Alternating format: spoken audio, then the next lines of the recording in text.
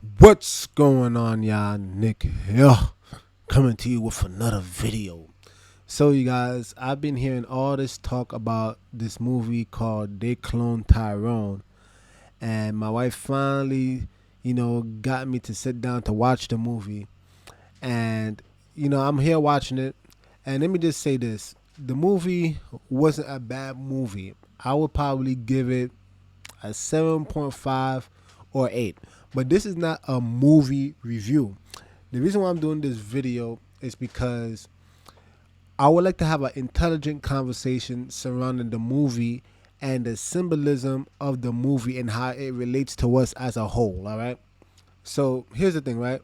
If anybody saw the video, again, I'm going to enter spoiler territory. All right. This is not a movie review. But if anybody ever saw the movie, you would know that there was a lot of symbolism all throughout the film. All right. Like, for example, they had a bunch of stereotypical black things within the movie that while black people were partaking in it, for example, there was fried chicken. There was a fried chicken spot within the movie. And as the people were eating the fried chicken, the people were starting to laugh, and it was like a hallucinogen, and there was all other platforms too. Like, rather than grape juice, Jamie Foxx was stuck in this van where it says grape drink. I mean, it was all over the place. Like, these stereotypical things that black people partake in, these were affecting the black people and the black community in a negative way. There was a bunch of white people that were behind the scenes that actually owned these products, and all the white people had afros. All right. So now, this is my personal take. This is, I believe personally, and please chime in the discussion. Put it in the comment section down below. I would like to know your thoughts if you've seen the movie. But in my personal belief, I believe that the movie was trying to show people that the powers that be, the people that actually run things, they white people. Period, point blank. They is white people who, what they try to do is present themselves to be, your friends. They present themselves to be individuals who actually care about you, but in actuality, they are poisoning you and programming you through what they service you, aka the chicken, the juice, and all the media, right? All that stereotypical stuff that is related to black people. But this is where it actually starts to get interesting, right? It gets interesting because the main character, Fontaine, he ends up realizing that he is a clone.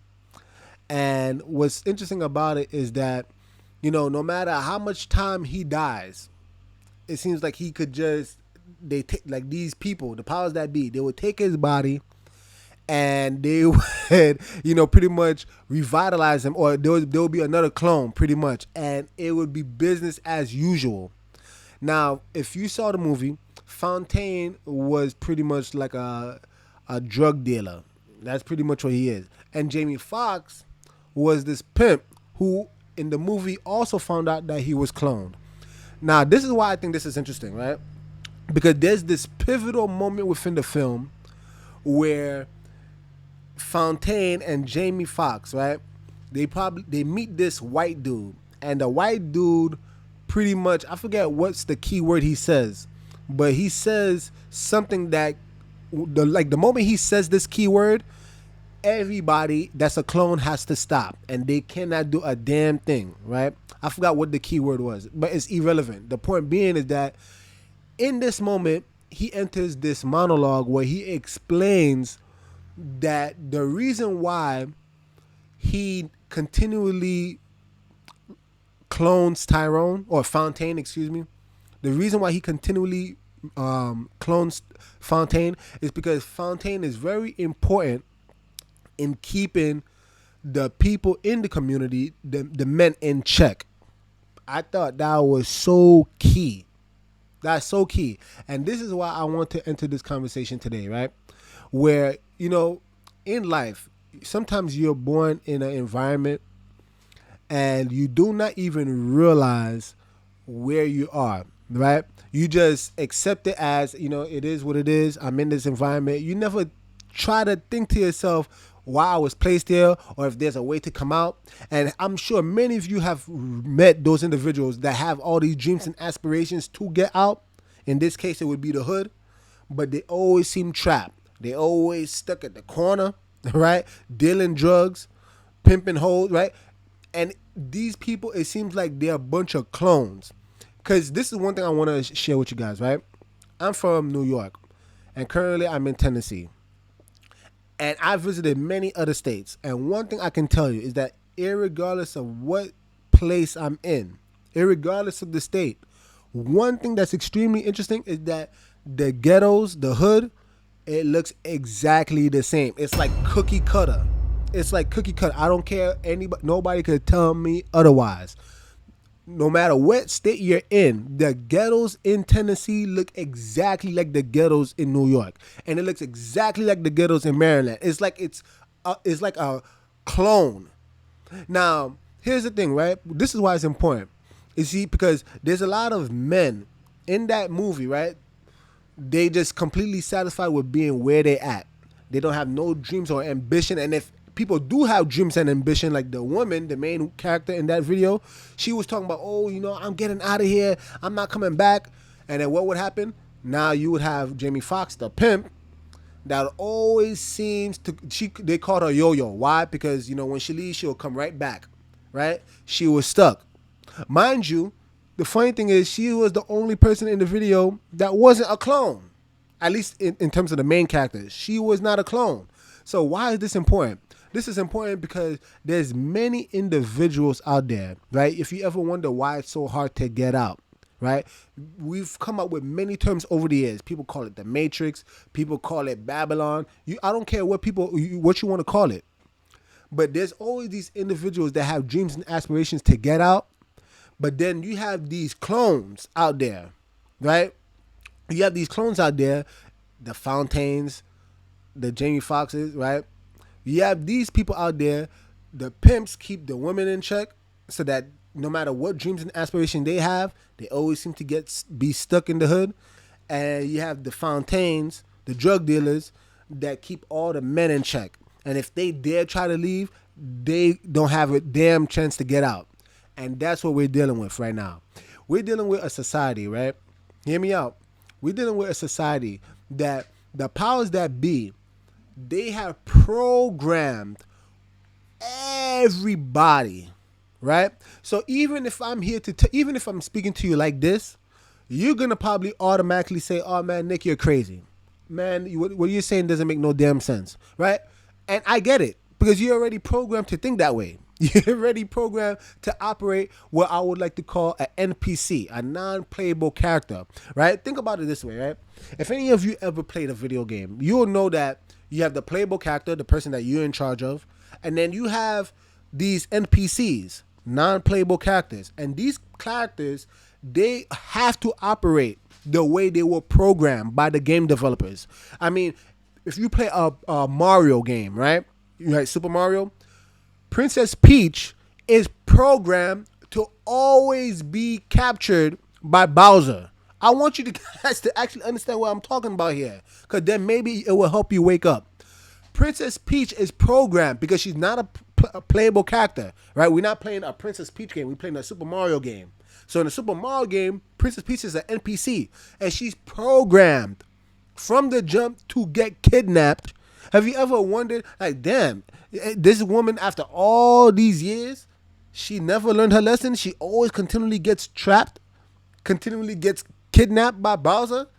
Yes, because that's how they design. It's designed that way by the game developers. You see, and this is what it is. The powers that be, right? They're like the game developers. And they have already programmed certain people, right? So the same way she has to operate according to her programming, many people that you're dealing with, they are programmed. They cannot operate outside of that programming. They are already programmed to be the dope boy. They're already programmed to sag their pants. They're already programmed to be in the corner of the street, the corner of the block. They're programmed this way, and they cannot come out of it. They cannot come out of it. You see, this is what I want you to understand, right? This is what I would like to call props, right? Like if you're in a movie setting, like they'll put a cup in the scene, and then you will have people drink in that cup. to kind of make the movie seem more real. But is there anything inside that cup? No, there ain't a damn thing inside that cup. There ain't not a damn thing inside that cup. If you see hear a child crying, that's my son. But there's not a damn thing inside that cup, you guys. Right? It's an empty cup. So they do this just to make the world seem real. And it's the same thing with a lot of individuals out there. There's certain individuals that exist. And you might be talking to them and you wonder to yourself, like, man, why in the world do they never just come out of this stuff? Why are they so content with just being in the hood all their lives? And if you speak to them and you talk about your dreams, they're going to look at you like you're the one that's crazy. And this is what I'm trying to tell you. For those of you who have the ears to hear, it's most likely because you are a playable character. You are actual real person, a real individual with actual purpose in your life, and you don't want to be a subject to your environment. So now what ends up happening is that the non-playable characters, they always gonna view you as a threat because it's like a crab in the bucket mentality, right? And if you speak a certain way, they're gonna demonize you, they're gonna ostracize you because you're not programmed. I'll give you a perfect example, right? There's this new trend going on nowadays with I forgot what they call them, but it's these bunch of people like gang gang, slurp slurp, slurp slurp, gang gang. Oh wow, oh wow. Ice cream so good, gang gang. Oh, thank you, baby. This is so cute. Balloon. Yes, popcorn. Grab, gang. Right? Why you think this is going so popular? Because it speaks to the heart of all these NPCs. Like they already bots. They're already programmed. So now when they have somebody speaking in their language, this goes viral. Oh, another one of us. They can understand that language perfectly. For those of you who probably look at this stuff and you're just like, this is the weirdest shit in the world. It's because you're not programmed. It's because you actually have some common sense. You're a real individual with some sense. But there's a bunch of robots, a bunch of bots, a bunch of NPCs running around, and they the ones that enjoy this shit. Like, how can you imagine? You have a girl with fake nails, fake hair, titties all out, gang. Oh my! Thank you for the gift. Thank you for the gift. I'm not even exaggerating. If you guys don't believe me, check it out for yourself. This is literally how they talk. How could you explain watching that and actually giving your money? I mean, that's what I'm assuming, right? Like in TikTok, you have to actually pay in order to give these gifts. So you would pay somebody to just say gang? And are you telling me these people are not programmed? Listen to what I'm telling you guys, right? The reason why this movie, they clone Tyrone, although again, I would say it's about an 8 at best. I'm not gonna say it's a classic, but the symbolism within the movie is extremely real. There are a lot of people out there, they do not have not a damn chance to get out of the hood because they are just clones of their past ancestors who also were in the hood, and they didn't have no way of getting out. And these people today, they don't have no way of getting out. Neither do they have the desire to get out because they were programmed by the powers that be, through the media, through the music, through the food. Yes, the food. Through what they drink. Everything is programming them and distorting their minds so that they are only comfortable to be in a ratchet, hood-infested, roach-infested ghetto. That's just their purpose in life. And that's kind of giving it too much credit if you want to call it purpose. But that's their lot in life. That's where they belong. And they don't have no hope. This is what's so crazy about the movie too, right? Because towards the end, even after exposing all the clones, do you think the people in the neighborhood actually cared? No. They went right back to business as usual, right? You had all these people that's like, yo, there's clones out here, and they were still showing their guns, pulling out their pants, yeah, right? It's business as usual. It doesn't matter how much truth comes out. It's at this point, the powers that be, they must have a very cynical sense of humor because they put everything in front of your face. It's all there. They're not trying to hide anything. But do the people ever wake up? That's an emphatic no. They're not designed to wake up. They're designed to be programmed in that same environment, and they're gonna remain there all the days of their lives. And here's the thing, right? You see, your environment is extremely important. Sometimes people need to change their environment in order to grow. Sometimes people do. And if they don't change their environment, they're gonna be stuck. You see, and this is what happened. Towards the end of the video, after all the clones were exposed, majority of the people went to business as usual because they're just NPCs. And for the exception of the woman, and then you have Fountain and Jamie Foxx, they actually said, you know what? Let's actually leave. And that's the message. You're going to be stuck. You're going to be stuck in the same rut over and over and over unless you actually leave. You know, the Bible says, come out of her, my people. Come out of her. Come out of those cities. Come out of those ghettos. Come out of those hoods. Come out of this Babylon system. You need to come out. Because if you do not, you will be partakers of the plagues. If you see, how many of you heard of that mom, that your mama, your daddy, high blood pressure, and no matter how fat they've become, they still continually eat the craziest food.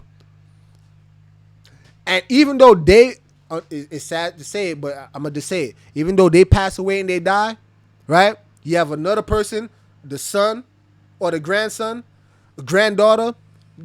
It's like business like usual. Oh, it's in my genes. My family deals with no. It's called generational curses. It's called generational curses. And these people, like I said, because they're programmed, they're gonna eat the same shitty ass food, drink the same shitty ass drinks, right? They're gonna watch the same media. They're gonna end up being fat, lazy, lethargic, and then when they end up with high blood pressure, hypertension, all diabetes, you name it. When they come out with all this stuff, you think they're gonna change? They'll go to the doctor, and the doctor say, "Hey, you gotta eliminate all this stuff." Do they ever do it? No, they don't do it. Again, they're not designed to. They're not designed to. This is a very hard message for some people to receive because I get it. When that's all you know, you don't see no way out. You come to accept it as reality, but it's not reality. It's just not reality. So again, don't be an NPC. That's the message of this video today. Do not be an NPC. Do not be a non-playable character. Don't be a person that's just so easily programmed and you have a bunch of puppeteer masters and they just dangling that you get what I'm saying? That string, and here you are following along. They just dangling that string and here you are being a puppet. Being a mindless, bumbling buffoon of a puppet. Don't be that. Actually exercise some self-autonomy and also understand that you may need to leave your environment. Oh, Nick, but you don't understand. My mom is there, my dad is there, my brother is there. How can I leave them behind?